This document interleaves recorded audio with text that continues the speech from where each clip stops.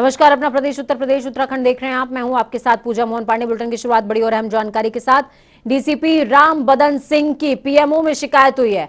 नोएडा में तैनात है राम बदन सिंह। लेटर में डीसीपी पर गंभीर आरोप लगाए गए हैं। तो बड़ी खबर, अहम जानकारी आपको दे रहे हैं। लेटर में डीसीपी पर गंभीर आरोप लगाए गए हैं। राम बदन सिंह पर पीएमओ में शिकायत हुई है। शिकायत की कॉपी भी आपको दिखा रहे हैं टीवी स्क्रीन पर। तो बड़ी खबर, अहम जानकारी है इस वक्त की। लेटर में डीसीपी पर गंभीर आरोप लगाए गए हैं। डीसीपी राम बदन सिंह की पीएमओ में शिकायत हुई है।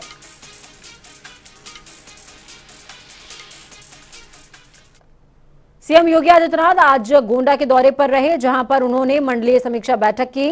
बैठक में कई आला अफसर भी मौजूद रहे। सीएम को विकास कार्यों की जानकारी अधिकारियों ने साझा करी है। तो वहीं सीएम ने जल जीवन मिशन योजना के क्रियान्वयन में लापरवाही को लेकर अधिकारियों से नाराजगी भी जाहिर की और डांट भी लगाई है।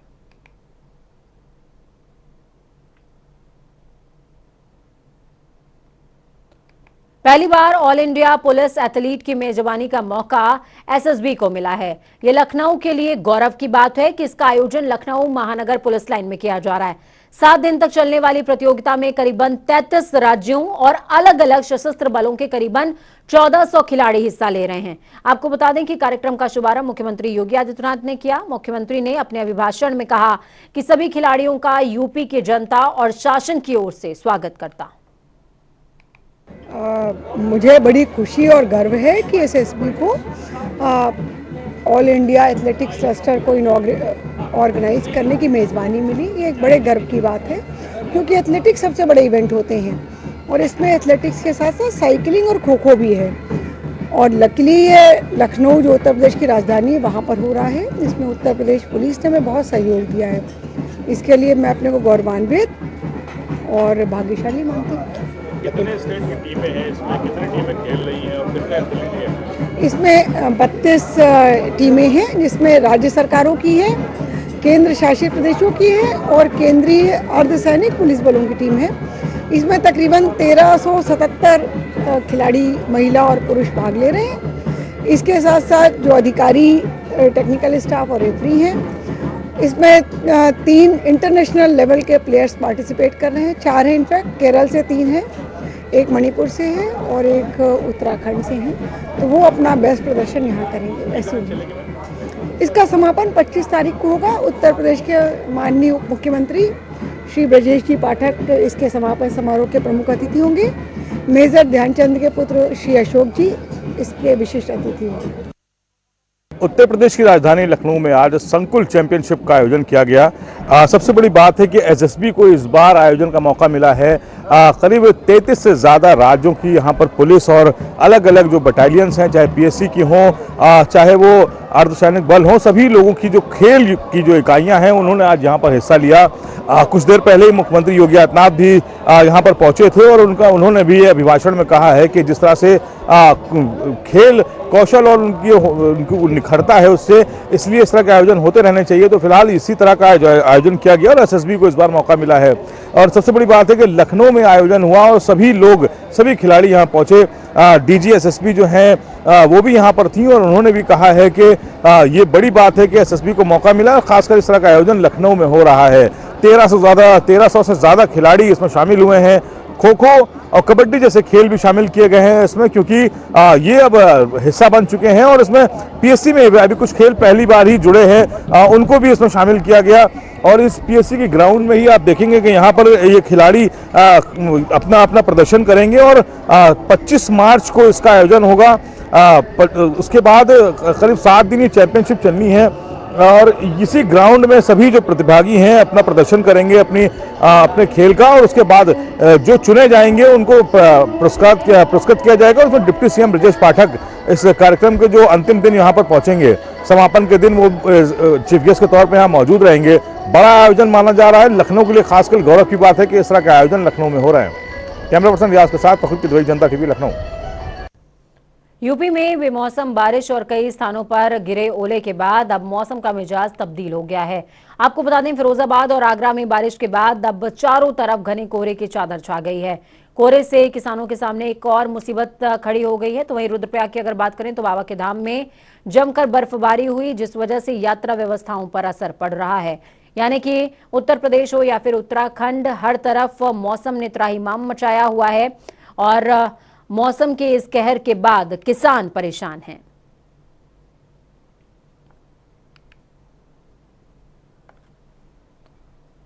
सूबे में बीते दिनों से लगातार मौसम ने जो तांडव मचाया है वो तस्वीरें किसी से छुपी नहीं हैं। बारिश और ओले ने किसानों की खड़ी फसल नहीं, उम्मीदों को ढेर कर दिया। हालांकि सीएम ने खुद घटना का संज्ञान लिया, आदेश भी दिए, पर मामले की गंभीरता और किसानों को बदले हुए मौसम के बड़े स्तर पर नुकसान को देखते हुए मुजफ्फरनगर में भारतीय किसान यूनियन के राष्ट्रीय प्रवक्ता राकेश टिकैत ने प्रधानमंत्री नरेंद्र मोदी को पत्र लिखते हुए मौसम की मार से उम्मीद खो चुके किसानों की तरफ मदद का हाथ बढ़ाने की अपील की है। वो लेटर भी आपके टीवी स्क्रीन पर। उत्तर प्रदेश सहकारी बैंक के 45वीं वार्षिक सामान्य निकाय की बैठक का आयोजन इंदिरा गांधी प्रतिष्ठान में हुआ। इस बैठक के मुख्य अतिथि डिप्टी सीएम ब्रजेश पाठक, विशिष्ट अतिथि के तौर पर सहकारिता मंत्री जेपीएस राठौर भी शामिल हुए। तो वहीं आपको बता दें कि उत्तर प्रदेश सहकारी ग्राम विकास बैंक के लिए प्रदेश में वर्ष 1950 की स्थापना की गई थी।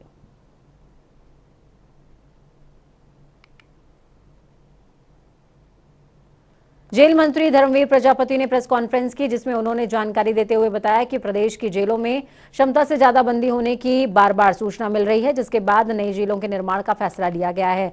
उन्होंने बताया कि अब तक 1 दर्जन के लगभग नई जेलें बनकर तैयार हैं। साथ ही जिस जिले में जेल नहीं है वहां पर जेल बनाने का काम जारी है।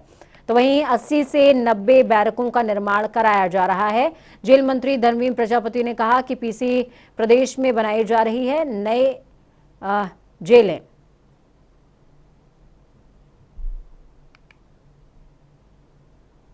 हमारे कुछ जिले ऐसे थे जहां हमारे जेलें नहीं थी।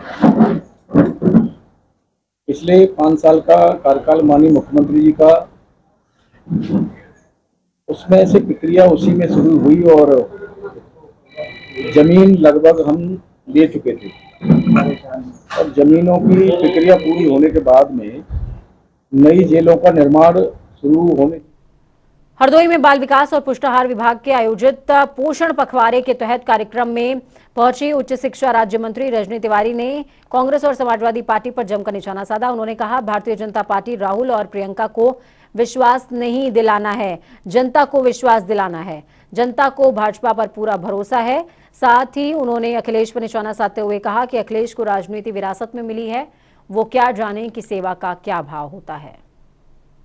देखो, गर्भवती और धात्री महिलाएं स्वस्थ रहें, कोई भी बच्चा, कोई भी गर्भवती धात्री महिलाएं कुपोषित ना हो, इसको लेकर के सरकार योजनाएं चलाती है। और आज पोषण पखवाड़ा कार्यक्रम में हमारा यहाँ पे आना हुआ, बड़ी संख्या में हमारी गर्भवती धात्री महिलाएं यहाँ पे उपस्थित थीं। रामपुर के जौहर चौराहे को चाकू चौराहे का नाम दिया गया है। इस चौराहे पर दुनिया का सबसे बड़ा चाकू बनाया गया है और इस चौराहे से सैलानी नैनीताल जाते हैं, उनके लिए भी एक सेल्फी पॉइंट हो गया है। लोग इसे देखने जा रहे हैं। अब रामपुर के जितने भी चौराहे हैं उन चौराहों पर इसी तरह से रामपुरी उत्पादों से सजाया जाएगा। उनकी पहचान उन उत्पादों से होगी। तो वहीं दुनिया के सबसे बड़े चाकू का लोकार्पण हुआ है, जिसके बाद मीडिया से मुखातिब होते हुए मंडलायुक्त मुरादाबाद आंजनेय कुमार सिंह ने कहा कि 3 साल पहले मुख्यमंत्री के दिशा निर्देशों को हमने जो है कहीं ना कहीं सीरियसली लिया। हमने चाकू को रिवाइव करके यहाँ पर मूर्ति के स्वरूप में लगाया है। रामपुरी चाकू के जो हस्तशिल्प हैं वो चाकू को बेहतर तरीके से बना रहे हैं। रामपुर को सजने संवारने के लिए हमारे प्रशासन का और हमारी सरकार का बहुत बड़ा रोल है, क्योंकि अब उसकी शुरुआत हो चुकी है। ये तो पहला चौराहा है, अभी देखना आगे आगे कई चौराहे इस तरीके के बनने जा रहे हैं। और हमारे रामपुर में जो एक उद्योग नगरी कहलाता था, कानपुर के बाद रामपुर दूसरा नंबर होता था, है ना, उसकी भी शुरुआत हमारे रामपुर में शुरुआत हो चुकी है। और मैं समझता हूँ आने वाले समय में, समय तो लगता है किसी चीज़ को, लेकिन आने पुरानी पेंशन बहाली के मुद्दे ने एक बार फिर से जोर पकड़ना शुरू कर दिया है। राज्य कर्मचारी के संगठन ही नहीं बल्कि अब केंद्रीय कर्मचारी संगठन ने भी पुरानी पेंशन बहाली का समर्थन शुरू कर दिया है। इसी कड़ी में केंद्रीय कर्मचारियों के संगठनों ने लखनऊ, आगरा, हरदोई, कानपुर, सहारनपुर समेत कई शहरों में धरना प्रदर्शन किया। सरकार से गारंटी और सुरक्षित पेंशन की मांग के साथ ही मांग पूरी न होने पर संसद के बाहर प्रदर्शन करने की चेतावनी भी दी है। तस्वीरें आपको अलग अलग क्षेत्रों की दिखा रहे हैं, सहारनपुर, हरदोई, लखनऊ, आगरा और कानपुर की। समाजवादी पार्टी की डेलीगेशन ने कानपुर पुलिस कमिश्नर से मुलाकात करी। आपको बता दें कि ये मुलाकात सपा विधायक इरफान सोलंकी से जुड़े प्रकरण को लेकर हुई है। तो वहीं इस मुलाकात के दौरान सपा के नगर अध्यक्ष डॉक्टर इमरान ने पुलिस को ज्ञापन भी सौंपा। नहीं, ये आपके साथियों के माध्यम से, मीडिया के साथियों के माध्यम से हम लोग को ये ज्ञात हुआ है और हम लोगों ने वो वीडियोस भी देखी जिसमें माननीय विधायक 4 बार के चुने गए विधायक श्री इरफान सोलंकी जी से पुलिसिया अभद्रता करी गई और उस अभद्रता में देखा गया। उमेश पाल की दिन दहाड़े हुई हत्या के बाद योगी प्रशासन का बुलडोजर थमने का नाम नहीं ले रहा। माफिया अतीक अहमद के करीबियों के खिलाफ एक्शन के बाद शूटर गुलाम मोहम्मद के घर को तोड़े जाने के बाद अब गुड्डू मुस्लिम की बारी आ गई है। चकिया स्थित गुड्डू मुस्लिम के घर पर पीडीए ने नोटिस चस्पा किया है और 25 तारीख तक गुड्डू मुस्लिम को अपना घर खाली करने के लिए कहा गया है। साथ में जवाब दाखिल करने की बात भी कही गई है।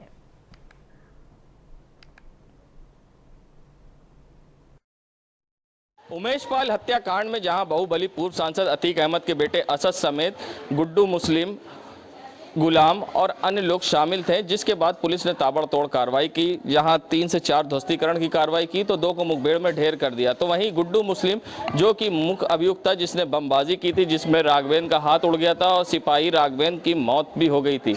हम आपको बता दें, चकिया स्थित अतीक अहमद के कार्यालय के पास ही सामने गली में गुड्डू मुस्लिम का ये घर है।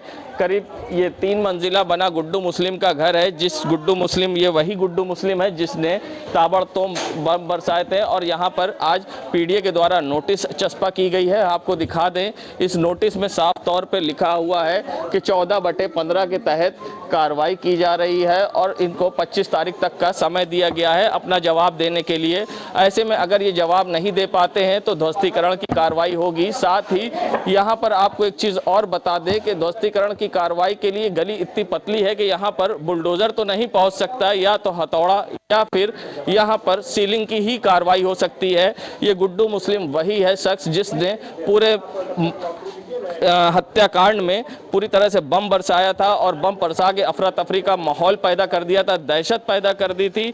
जिस तरह से सीसीटीवी में देखा गया था कि राघवेंद्र सिपाही पर भी बम बरसाया था। ये गुड्डू मुस्लिम का घर है। यहाँ पर अब सख्त कार्रवाई होगी और इस मकान को भी जमींदोज या फिर सील किया जाएगा। ऐसे में ये बड़ी कार्रवाई है पीडीए की, जिसको अब ये पीडीए ने नोटिस चस्पा करा है। ये गुड्डू मुस्लिम का घर है। जनता टीवी के लिए सैयद मोहम्मद आमिर, प्रयागराज।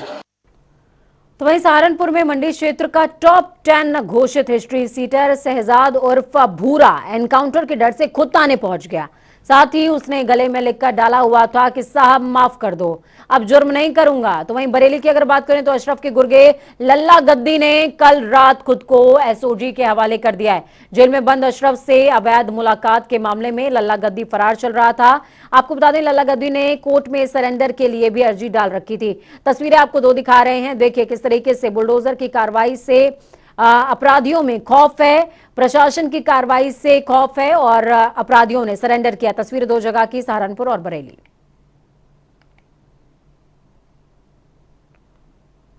इस बीच बड़ी खबर, अहम जानकारी, उमेश पाल हत्याकांड से जुड़ी हुई बड़ी खबर है। अतीक के ऑफिस पर पुलिस ने छापा मारा है। चकिया स्थित ऑफिस पर छापा मारा गया है। ऑफिस से दर्जन भर असलहे बरामद हुए हैं। मौके से 2 लोगों को हिरासत में लिया गया है। अतीक के ऑफिस से दर्जन भर असलहे बरामद हुए हैं। बड़ी खबर, अहम जानकारी इस वक्त की आपको दे रहे हैं। मौके से 2 लोगों को पुलिस ने हिरासत में लिया, दर्जन भर असलहे मिले हैं। उमेश पाल हत्याकांड से जुड़ी ये खबर।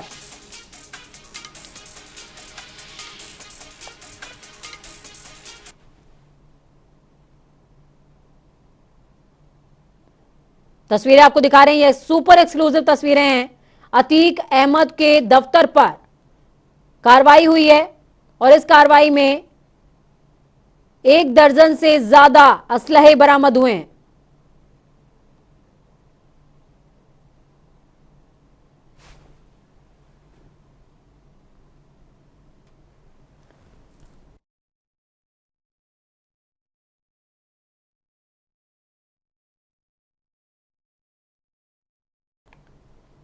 आज कविता दिवस है। इस मौके पर हिंदी साहित्य में रुचि रखने वाले लोग इसे अपने अपने तरीके से मना रहे हैं।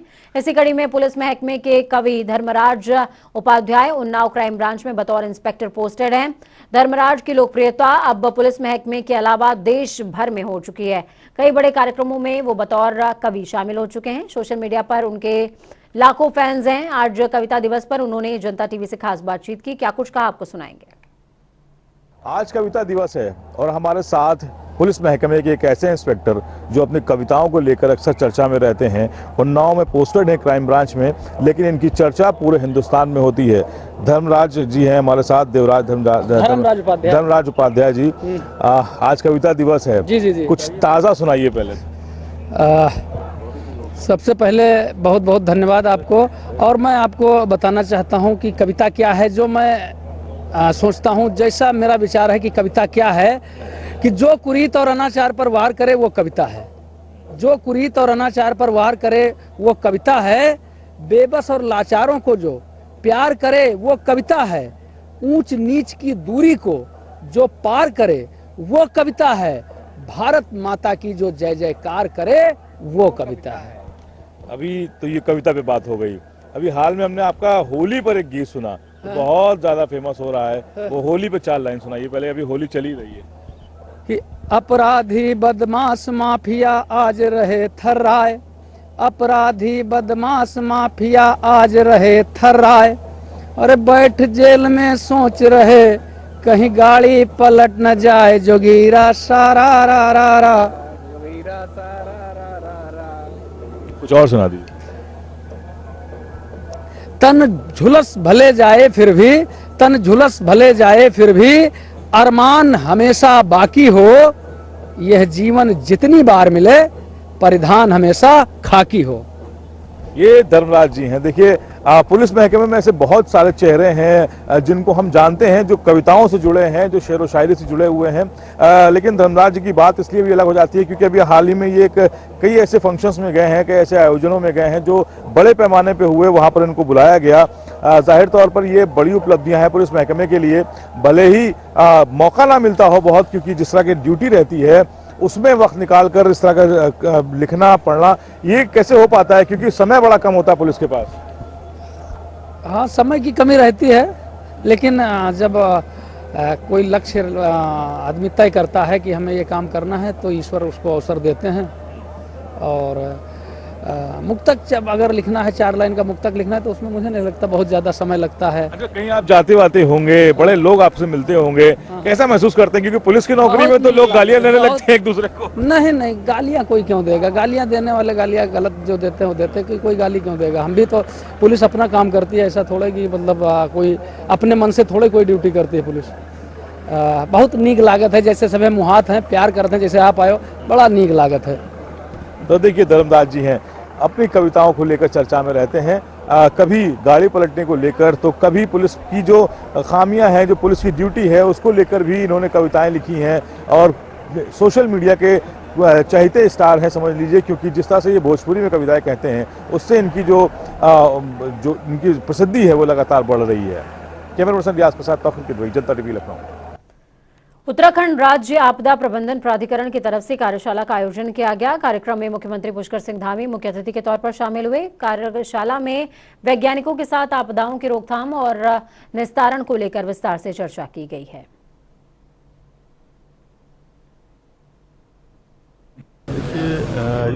ये आपदा प्रबंधन विभाग के द्वारा जो एक अंतर्राष्ट्रीय कॉन्फ्रेंस यहाँ पर आयोजित किया जा रहा है, निश्चित रूप से ये हमारे उत्तराखंड के साथ साथ जितने भी आपदा प्रभावित राज्य हैं।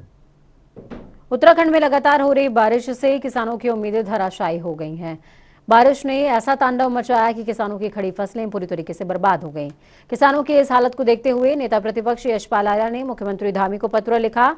पत्र में उन्होंने किसानों को सही मुआवजे का की डिमांड करी है कि उनको सही मुआवजा मिलना चाहिए और नुकसान का भी जिक्र इस पत्र में यशपाल आर्या ने किया है। देहरादून के जॉली ग्रांट हवाई अड्डे के नामकरण को लेकर के सियासत गरमाने लगी है। एयरपोर्ट के नाम को लेकर बीजेपी और कांग्रेस दोनों ही आमने सामने है, जंग छिड़ी हुई है। दरअसल हरिद्वार सांसद डॉक्टर रमेश पोखरियाल निशंक ने बीते दिनों केंद्र सरकार को पत्र लिखकर हवाई अड्डे का नाम पूर्व प्रधानमंत्री भारत रत्न स्वर्गीय अटल बिहारी वाजपेयी के नाम पर रखने की सिफारिश की थी, जिसको लेकर कांग्रेस ने अब सवाल खड़े कर दिए हैं। कांग्रेस का कहना है कि पूर्व सीएम त्रिवेंद्र सिंह रावत के बाद अब रमेश पोखरियाल निशंक भी जॉली ग्रांट हवाई अड्डे को स्वर्गीय अटल बिहारी वाजपेयी के नाम पर करना चाहते हैं। लेकिन 2016 में पूर्व मुख्यमंत्री हरीश रावत ने तो केंद्र को प्रस्ताव भेजा था, हवाई अड्डे का नाम आदिगुरु शंकराचार्य के नाम पर होना चाहिए। इस दौरान कांग्रेस की मुख्य प्रवक्ता गरिमा दसोनी और बीजेपी प्रदेश अध्यक्ष महेंद्र भट्ट आमने सामने हो गए हैं। सुनिए क्या कुछ कह रहे हैं। अब कांग्रेस को अटल जी के नाम पर आपत्ति तो होनी नहीं चाहिए। आखिर आज इस राज्य के अंदर नेता प्रतिपक्ष की भूमिका कांग्रेस को मिली है तो तभी मिली जब राज्य बना है, और इस राज्य की निर्माण में अटल जी के योगदान को उत्तराखंड की जनता कभी भूल नहीं सकती है और एक सकारात्मक निर्णय है। अभी ठीक है कि आज वो जिसको उठा रहे हैं तो उनके समय उनके कालखंड में समय था जिसकी वो चर्चा कर रहे हैं, तो उस नाम पर भी करते तो आपत्ति हमको कोई नहीं थी। आज उनको आपत्ति उठाने का कोई औचित्य बनता नहीं। आज के समाचार पत्रों से पता लगा है कि पूर्व मुख्यमंत्री रमेश पोखरियाल निशंक ने केंद्र सरकार को जॉली ग्रांट देहरादून हवाई अड्डे का नाम स्वर्गीय अटल बिहारी वाजपेयी जी के नाम पर करने का प्रस्ताव भेजा है। ऐसा ही एक प्रस्ताव 2018 में पूर्व मुख्यमंत्री त्रिवेंद्र सिंह रावत के द्वारा भी केंद्र सरकार को भेजा गया था और उनके द्वारा भी इसे स्वर्गीय अटल जी के नाम पर करने की गुहार लगाई गई थी। तो वहीं हल्द्वानी विधानसभा के विकास कार्यों को लेकर विधायक सुमित्र देश ने आज अधिकारियों के साथ समीक्षा बैठक करी।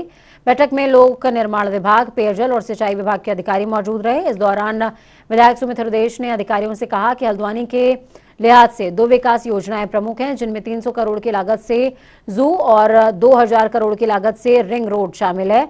इसके अलावा हल्द्वानी के लिए ISBT का बनाया जाना भी बेहद जरूरी है, जिसको लेकर सरकार अभी तक भूमि चयन ही नहीं कर पाई है। इसके साथ ही उन्होंने कार्यदायी संस्था USDA पर आरोप लगाते हुए कहा कि USDA को उत्तराखंड में काम करने का अनुभव नहीं है। नहीं, देखिए, वो जो 10 कार्य माननीय मुख्यमंत्री जी ने सारे विधायकों से मांगे थे, तो उसमें सबसे ज्यादा इस प्रदेश में मैंने वो दिए हैं 10 कार्यों की, जिनकी लागत है 1067 करोड़। उनकी समीक्षा बैठक भी थी और उसके अलावा भी 2 बड़ी भारी परियोजनाएं हैं जिनके लिए मैंने आग्रह करा। एक तो रिंग रोड, जो कि 2000 करोड़ की लागत से रिंग रोड बनेगा, और 300 करोड़ के ऊपर की लागत से जू बनेगा। लेकिन अभी भी वो ठंडे बस्ते में ISBT का जहां पे विषय आया था, तो मुख्यमंत्री जी ने सदन के पटल से कहा था कि भूमि चयनित हुई है, फिलहाल यहाँ के विभागीय अधिकारियों को उसकी जानकारी नहीं है। दूसरी परेशानी ये आ रही है कि जो ये UUSD प्रदेश में अप्रैल से चारधाम यात्रा की शुरुआत होने जा रही है, जिसके लिए सरकार ने सीमित तादाद में श्रद्धालुओं के आवागमन का नोटिफिकेशन जारी कर दिया है। बाहर के राज्यों के साथ ही उत्तराखंड के लोग भी अब धामों में रजिस्ट्रेशन करवा करके ही सीमित तादाद में जा पाएंगे। लेकिन चारधाम महापंचायत सहित होटल एसोसिएशन के पदाधिकारी सरकार के इस फैसले से संतुष्ट। अधिकारियों ने सचिवालय में मुख्य सचिव से मुलाकात करते हुए ज्ञापन सौंपा है।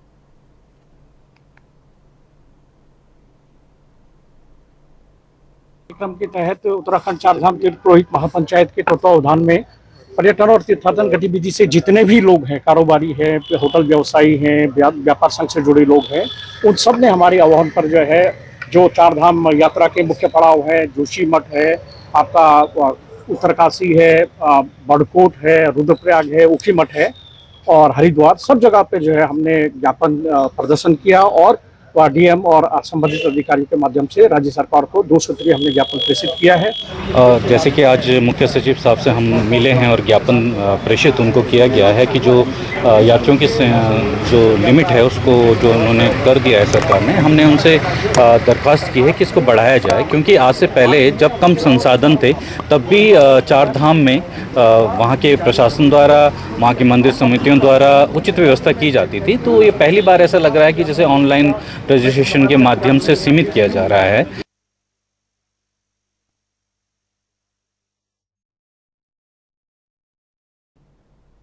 तो चलिए 2 मिनट में 10 अहम खबरों का रुख करेंगे। हमीरपुर में किसानों ने किया प्रदर्शन। बारिश और ओले गिरने से हुए फसल बर्बादी, इसको लेकर हुआ प्रदर्शन। मथुरा में अनाज मंडी में 1 दर्जन से ज्यादा दुकानों में हुई चोरी। मंडी में लगे सीसीटीवी कैमरे में अज्ञात चोरों की तस्वीर हुई कैद। आगरा में डग्गा मार बसों के खिलाफ परिवहन निगम चला रहा है जोरों शोरों से अभियान के तहत लगातार पकड़ी जा रही है डग्गा मार बसें। आगरा के केरावली कागारौल मार्ग पर बसे गांव चकोरा पर बने हनुमान मंदिर में अराजक तत्वों ने की तोड़फोड़। सुबह टहलने गए ग्रामीणों ने टूटी देखी हनुमान जी की मूर्ति। रायबरेली में खाकी ही बनी खाकी की दुश्मन। अपने अधिकारों का दुरुपयोग करने वाले थानेदार पर थाने में तैनात होमगार्ड ने लगाया मारपीट करने का आरोप। आजमगढ़ में मंडलीय जिला अस्पताल एक बार फिर आया सुर्खियों में। बत्ती गुल हो जाने से मोबाइल की रोशनी में मरीजों का हो रहा इलाज। इटावा में बाइक में जा रहे दंपत्ति के साथ बदमाशों ने तमंचे की नोक पर करी लूटपाट। 3 बदमाशों ने घटना को दिया अंजाम। बस रेहरा क्षेत्र का है ये पूरा मामला। कानपुर देहात में ट्रेन की चपेट में आने से युवक का कटा पैर। युवक की हालत गंभीर। रिश्तेदार को ट्रेन के अंदर बिठाते समय युवक का पैर फिसलने से हुआ है हादसा। फतेहपुर में 4 दिनों से लापता किसान का कुएं में मिला शव। कुएं में शव मिलने से आसपास के क्षेत्रों में मची सनसनी। पुलिस ने ग्रामीणों की मदद से शव को रेस्क्यू करते हुए कुएं से बाहर निकाला। आगरा में गर्भवती महिलाओं को दिया गया 2 साल पुराना पुष्टाहार। आंगनबाड़ी के तहत दिया गया पुष्टाहार। घर पहुंचा तो पता चला डेट निकल गई है। वक्त यहां पर छोटे से ब्रेक के उस पार खबरों का सफर लगातार जारी रहेगा। नमस्कार।